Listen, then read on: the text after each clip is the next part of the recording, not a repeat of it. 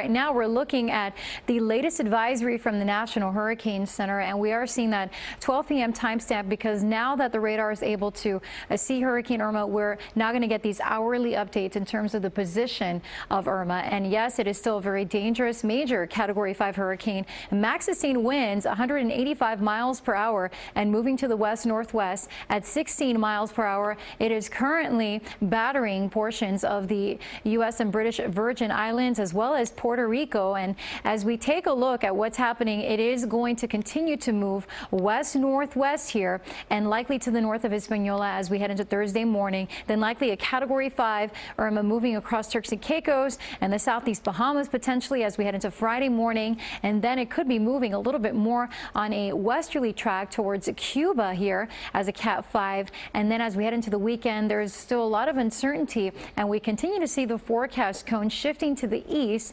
as many of the models are also shifting Irma possibly to the east. Could be just offshore here or along the southeast coast of Florida as a Category 4 hurricane as we head into Sunday around 8 a.m. and then likely moving northward along the coast here of Florida. It all depends on when it takes that turn to the north, or it could be even over the Bahamas or to our west.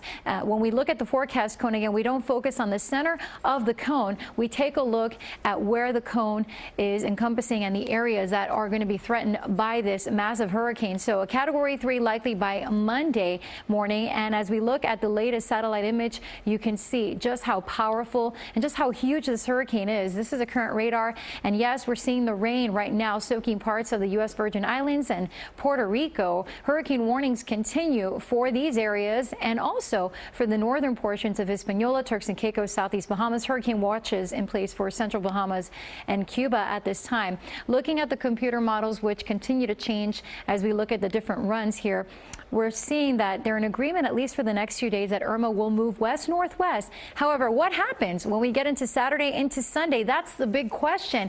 When will it take that turn to the north? All depending on a trough that's expected to develop here across the southeast U.S. Right now, many of the models are keeping Irma possibly over the Bahamas or just off to our east, but there are still some models moving Irma directly, the center of Irma, up the state of Florida, and then yet there are a few models moving it to our south and across Cuba. And that obviously could play a big impact in terms of the interaction with the mountains there. But of course, it's still too soon to say what scenario will play out. And in the meantime, with this storm threatening South Florida, we all need to take the time to prepare. And the time is now, if you haven't done so already. So through Thursday, hot sun and storms. Friday, that will be our final good weather day to take care of those last minute preparations. And we're talking by Friday afternoon, folks, because as we head into late Friday night and into the weekend, we'll start to see the weather deteriorate and